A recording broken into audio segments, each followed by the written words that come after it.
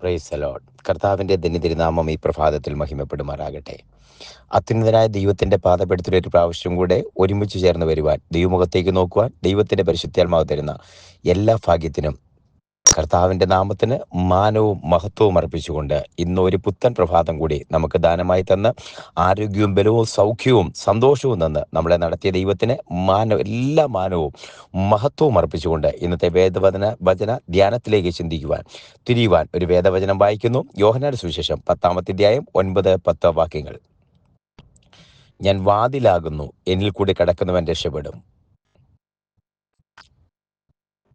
അറുക്കുവാനും മുടിക്കുവാനും മോഷ്ടിക്കുവാനും അത്രേ കള്ളൻ വരുന്നത്, എന്നാൽ അവർക്ക് ജീവനുണ്ടാകുവാനും സമൃദ്ധിയായ ജീവനുണ്ടാകുവാനും അത്രേ ഞാൻ വന്നിരിക്കുന്നത്. നമുക്കറിയുന്ന കേൾക്കുന്ന യേശു കർത്താവിൻ്റെ അവകാശ പ്രഖ്യാപനങ്ങളിൽ ഏറ്റവും പ്രധാനമായിട്ടുള്ള ഒരു അവകാശ പ്രഖ്യാപനമാണ്, ഞാൻ തന്നെ വഴിയാകുന്നു, ഞാൻ തന്നെ സത്യമാകുന്നു, ഞാൻ തന്നെ ജീവനാകുന്നു. ഇതെല്ലാം യേശുവിൻ്റെ അവകാശ പ്രഖ്യാപനമാണ്. ഞാൻ നല്ല ഇടയനാകുന്നു, നല്ല ഇടയൻ ആളുകൾക്ക് വേണ്ടി ജീവനെ കൊടുക്കുന്നു. അതിനകത്ത് ഏറ്റവും പരമപ്രധാനമായ, ഒട്ടും ഒഴിച്ചുകൂടാൻ പറ്റാത്ത ഒരു അവകാശ പ്രഖ്യാപനമാണ് വായിച്ചു കേട്ടത്. ഞാൻ വാതിലാകുന്നു, ഞാൻ വാതിലാകുന്നു. അതായത് യേശു കർത്താവ് ഇടയനും നമ്മൾ ഓരോരുത്തരും ആടും ഇടയനുമായി താരതമ്യം ചെയ്യുമ്പോൾ കർത്താവിൻ്റെ ഈ അലങ്കാരിക ഭാഷയിൽ കർത്താവ് പറഞ്ഞിരിക്കുന്നു, ഞാൻ വാതില്, നിങ്ങൾ ആടുകള്. ഈ വാതിലിലൂടെ കടക്കുന്നവൻ രക്ഷപ്പെടും. ഒരു വാതിലേ ഉള്ളൂ, ഒരേ ഒരു വാതിൽ. ആ വാതിൽ യേശു കർത്താവാണ്. രക്ഷപ്പെടുവാൻ ഒരു വാതിലേ ഉള്ളൂ, അത് യേശു കർത്താവ് മാത്രമാണ്. ഒന്നുകൂടെ പറഞ്ഞാൽ, വഴി അത് ദൈവം, അത് യേശു കർത്താവ് മാത്രമാണ്. ജീവനും സത്യവും അത് യേശു കർത്താവ് മാത്രമാണ്. അത് എന്നിലൂടെ കടക്കുന്നവൻ മാത്രമേ രക്ഷപ്പെടുകയുള്ളൂ എന്നതിൻ്റെ ഒരു പ്രാവശ്യത്തെ ഉറപ്പിന് വേണ്ടി പറഞ്ഞ് യേശു കർത്താവ് വാതിലാണ്. നമ്മളൊക്കെ ഈ വലിയ മാളുകളിലോ ഈ ചിലർക്കെങ്കിലും അങ്ങനെ പറ്റിയിട്ടുണ്ടാകും, വലിയ മാളുകളിലോ അല്ലെങ്കിൽ മറ്റേതെങ്കിലും വലിയ ബിൽഡിങ്ങിലോ ഒക്കെ പോകുമ്പം ഇതിൻ്റെ എൻട്രൻസ് എവിടെയാണെന്ന് തപ്പി നടക്കാറുണ്ട്. എവിടെയാണ് എൻട്രൻസ് എന്ന് ചോദിക്കും. ഈ ലുലു മാളിലൊക്കെ എക്സിറ്റ് ഒരിടത്തായിരിക്കും എൻട്രൻസ് ഉള്ളത്. അപ്പോൾ എവിടെ എൻട്രൻസ് എന്ന് ചോദിക്കും. അല്ലെങ്കിൽ വലിയ വലിയ ബിൽഡിങ്ങിലൊക്കെ ചെല്ലുമ്പോൾ എവിടെ എൻട്രൻസ്, വിദേശ രാജ്യങ്ങളിലൊക്കെ ആണെങ്കിൽ വലിയ ബിൽഡിങ്ങിൻ്റെ അവസാനം കാണത്തില്ല എൻട്രൻസ് എവിടെയാണെന്ന്. എൻട്രൻസ് എവിടെയാണെന്ന് ചോദിക്കും. അതൊരൊറ്റ എൻട്രൻസേ ഉണ്ടാവുകയുള്ളൂ. ഈ കോടതിയിലൊക്കെ എൻട്രൻസ് ഒന്നാണെന്ന് മാത്രമല്ല, അങ്ങനെയുള്ള രഹസ്യ കേന്ദ്രങ്ങളിൽ പെർമിഷനോടെ മാത്രം കയറാൻ പറ്റുന്ന കേന്ദ്രങ്ങളിലെ, അങ്ങനെയുള്ള ഇടങ്ങളിലെ വലിയ സെക്യൂരിറ്റി ചെക്കിംഗ് ആണ്. ഇപ്പോൾ എയർപോർട്ടിലോട്ടോ ഒക്കെ കയറുമ്പം ഒരാൾ ഫ്ലൈറ്റിൽ യാത്ര ചെയ്യാൻ തുടങ്ങിയാൽ ആ മെറ്റൽ ഡിറ്റക്ടറിൽ കൂടെ കടന്നു പോകണം. ഒരൊറ്റ എൻട്രൻസേ ഉള്ളൂ. പോകുമ്പോൾ തന്നെ ടെസ്റ്റ് ഉണ്ട്, ചെക്കിംഗ് ഉണ്ട്.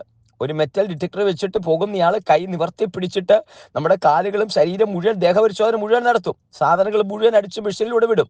ഒരു സാധനം പോലും കയ്യിലില്ലാതെ നമ്മളെ ആ മെറ്റൽ ഡിറ്റക്ടറിലൂടെ വിടും. അതൊരു സുരക്ഷാ പരിശോധനയുടെ ഭാഗമാണ്. ആ ഒരൊറ്റ വാതിലിൽ കൂടെ നമുക്ക് എൻ്റർ ചെയ്യാൻ പറ്റുള്ളൂ. വഴിയറിയാതെ തപ്പി നടക്കുമ്പോൾ വാതിൽ എവിടെ, എൻട്രൻസ് എവിടെയാന്ന് ചോദിക്കും. ആ എൻട്രൻസ് ഒന്നേ ഉണ്ടാവുള്ളൂ, ഒരൊറ്റ എൻട്രൻസിൽ കൂടി കയറാൻ പറ്റുകയുള്ളൂ. വലിയ മാളുകളിൽ നിന്നൊക്കെ പുറത്ത് വരുമ്പോൾ, എക്സിറ്റ് കൂടെ വരുമ്പോൾ ബില്ലടിക്കാതെ വന്നാൽ ഈ ബീപ്പ് സൗണ്ട്, ബാരക്കോഡ് വെച്ചിട്ട് ബീപ്പ് സൗണ്ട് കേൾക്കും. അത് ഒരേ വാതിലേ ഉള്ളൂ. ഇതൊക്കെ ഉണ്ടാകുന്നതിനും ഇങ്ങനത്തെ വാതിലുകളൊക്കെ വരുന്നതിന് വർഷങ്ങൾക്ക് മുമ്പ് യോഹന്നാൻ എഴുതുക, യേശു കർത്താവ് പറയുന്നത്, ഞാൻ മാത്രം വാതിലാകുന്നു. ആ സ്വർഗരാജ്യത്തേക്ക് പോകാനുള്ള ഒരേ ഒരു വാതിൽ യേശു മാത്രമാണ്. 2 വാതിലില്ല, 1.5 വാതിൽ, 1.25 വാതിൽ, യേശു മാത്രം. ഒരൊറ്റ വാതിൽ, യേശു മാത്രം. യേശു മാത്രമാണ് വാതിൽ. ആ വാതിൽ കൂടെ കടക്കുന്നവൻ രക്ഷപ്പെടും. അങ്ങനെയുള്ളവർ മാത്രമേ രക്ഷപ്പെടുകയുള്ളൂ. ഇന്ന് പ്രഭാതത്തിൽ ഈ വാചനം കേട്ടുകൊണ്ടിരിക്കുമ്പം വഴിയറിയാതെ, വാതിലറിയാതെ, എവിടെ കയറണമെന്നറിയാതെ തപ്പി നടക്കുന്നവരോടാണ് പറയുന്നത്, നിങ്ങൾക്ക് വേണ്ടി ഒരു വാതിലുണ്ട്. ഇത് സമാധാനത്തിന്റെ വാതില, ഇത് നിനക്ക് ജീവന്റെ വാതില, ഇത് സത്യത്തിലേക്കുള്ള വാതില, ഇത് നിന്റെ മറ്റു ഇടങ്ങളിൽ നിന്ന് മാറ്റി യഥാർത്ഥമായി സ്വർഗത്തിലേക്കുള്ള വാതില, നിന്നെ നിത്യതയിലേക്ക് എത്തിക്കുന്ന വാതില. ഇത് മാത്രമേ വാതിലുള്ളൂ. ഒരുപാട് വാതിലുകൾ മുട്ടിയിട്ട് ഒരു വാതിലും തുറക്കാതിരിക്കുമ്പോൾ നിനക്ക് വേണ്ടി തുറക്കപ്പെടുന്ന വാതിലായത്. നിനക്ക് വേണ്ടി തുറക്കപ്പെടുന്ന വാതിലായത്. നിനക്ക് വേണ്ടി ഓപ്പണാകുന്ന വാതിലായത്. നിനക്ക് വേണ്ടി മാത്രം ഓപ്പണാകുന്ന വാതിലായത്. ഹല്ലേലൂയ. ഇനി വചനം കേട്ടുകൊണ്ടിരിക്കുമ്പോൾ ഈ ലോകത്തിൽ പല വാതിലുകൾ മുട്ടിയിട്ട് പലരെയും ആശ്രയിച്ചിട്ട് ആശ്രയത്വം നഷ്ടപ്പെട്ടു പോകുമ്പം നിനക്ക് വേണ്ടി ഓപ്പൺ ആകുന്ന വാതിലാണിത്. ഈ വാതിൽ കൂടി കടക്കുന്നവൻ അത് രക്ഷപ്പെടും. ഇങ്ങനൊരു വാതിൽ മാത്രമേ ഉള്ളൂ. ഈ വാതിൽ തുറക്കും പുറത്തു പോകാൻ, ഈ വാതിൽ തുറക്കും അകത്തു വരാൻ, അകത്തു വരികയും പുറത്തു പോവുകയും ചെയ്യാൻ ഈ ഒരു വാതിലേ ഉള്ളൂ. ഈ ഒരൊറ്റ എൻട്രൻസും ഈ ഒരൊറ്റ എക്സിറ്റും മാത്രമേ ഉള്ളൂ. ഈ വഴിയോടെ പോകുവാൻ, ഈ വഴിയോടെ കടക്കുവാൻ ഇടയൻ കാണിച്ചു തരും. നമ്മൾ കടക്കണം. ഇത് അടുത്ത ഭാഗം പറയുമ്പം ഈ വഴിയെ കൂടെ കടക്കുന്നവൻ ജീവനുണ്ടാകും. അവൻ മേച്ചിൽപ്പുറത്തേക്ക് ഈ വാതിൽ വഴി ഇറക്കും. ഈ വാതിൽ കൂടി മേച്ചിൽപ്പുറങ്ങളിലേക്ക് ഇറക്കും. ഈ വാതിൽ കൂടി കൂട്ടിനകത്തേക്ക് കയറ്റും. അതിൻ്റെ അകത്തേക്ക് കയറ്റും. അതുകൊണ്ടാണ് അവസാന വാക്യം ഇങ്ങനെ പറയുന്നത്, 10-ാം വാക്യം പറയുന്നത്, ജീവനുണ്ടാകുവാൻ, സമൃദ്ധിയായ ജീവനുണ്ടാകുവാൻ. 2 ഭാഗം അവിടെ ഒന്ന് സൂചിപ്പിക്കണം. ഒന്ന്, ഈ വാതിൽ കൂടി പുറത്തേക്ക് ഇറക്കും. മേച്ചിൽപ്പുറം കണ്ടെത്തി തരും. അത് ഈ ഭൂമിയിലുള്ളതാ മേച്ചിൽപ്പുറം. ജീവന് ഭക്തിക്ക് വേണ്ടത് ഈ ഭൂമിയിൽ എന്തൊക്കെ ആവശ്യമുണ്ടെന്ന് നിനക്കറിഞ്ഞ്, തുറക്കാത്ത വാതിലുകൾ കുഞ്ഞ് നീ പോയി മുട്ടുന്നത് നിറത്ത് നിനക്കായി തുറക്കുന്ന വാതിൽ യേശു കർത്താവ് വാതിൽ ഇവിടെയുണ്ട്. ആ വാതിൽ നിനക്ക് മേച്ചിൽപ്പുറങ്ങൾ തരും. നിനക്ക് വേണ്ടിയ ആ അടഞ്ഞുപോയ വാതിലുകൾ തുറന്നു വരും. ഭൗതിക നന്മകൾ നിനക്ക് തുറന്നു വരും. നിനക്ക് വേണ്ടിയതെല്ലാം നിത്യതയിൽ എത്തുന്നത് വരെയുള്ള സാർവ്വതും നിനക്ക് തരുന്ന മേച്ചിൽപ്പുറം കണ്ടെത്തി തരുന്നൊരു വാതിൽ. ഈ വാതിൽ നിനക്ക് വേണ്ടി ഇവിടെ തുറക്കപ്പെടും. സ്വർഗത്തെ ഈ വാതിൽ. 1, മേച്ചിൽപ്പുറം കണ്ടെത്തുന്ന വാതിൽ. 2, ജീവനുണ്ടാകുവാൻ, സമൃദ്ധിയായ ജീവനുണ്ടാകുവാൻ. മേച്ചിൽപ്പുറത്ത് കടന്ന് ഇവിടെ കിട്ടുന്നത് അല്പനേരം കഴിയുമ്പോൾ തീർന്നു പോകും. അത് ഡൈജഷനായി തീർന്നു പോകും. പക്ഷേ ജീവനുണ്ടാകുവാൻ, സമൃദ്ധിയായ ജീവനുണ്ടാകുവാൻ, അവിടെ എഴുതിയിരിക്കുന്ന വാക്ക് സോയ. അത് സൂക്കെ. 2 ഭാഗമുണ്ട്. ഒന്ന് സൂക്കെ, ഒന്ന് സോയ. ഇത് നിത്യജീവനെ കുറിച്ചാണ് പറഞ്ഞത്. നിത്യജീവൻ ഇവിടെ തീരുന്ന ജീവനല്ല, നിത്യജീവനിലേക്ക് നിന്നെ കൈപിടിച്ചു കൊണ്ടുപോകുന്ന, ഹല്ലേലൂയ, ഒരു ജീവൻ, ഒരു വാതിലാണിത്.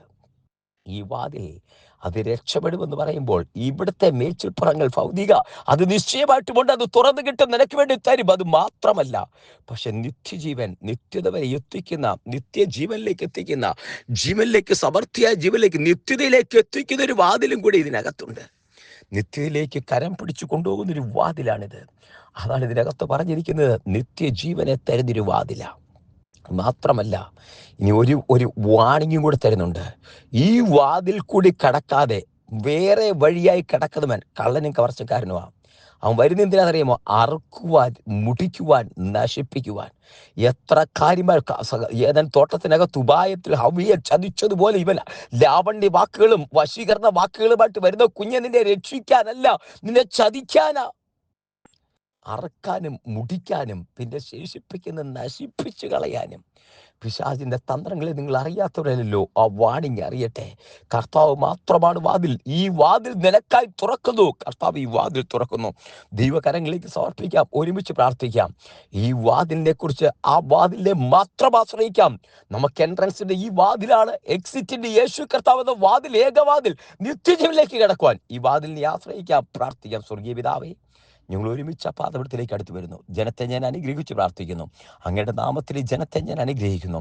പിതാവിൻ്റെയും പുത്രൻ്റെയും പരിശുദ്ധാത്മാവിന്റെ നാമത്തിൽ ജനത്തെ അനുഗ്രഹിക്കുന്നു. യേശുവാകുന്ന വാതിൽ, യേശു മാത്രമാകുന്ന വാതിൽ, ആ വാതിലൂടെ കടക്കുവാൻ സ്വർഗത്തിലെ ദൈവം ഇടയാക്കുന്നതിനായി നന്ദി പറയുന്നു. അങ്ങയുടെ നാമത്തിലെ ജനത്തെ അനുഗ്രഹിച്ച് പ്രാർത്ഥിക്കുന്നു.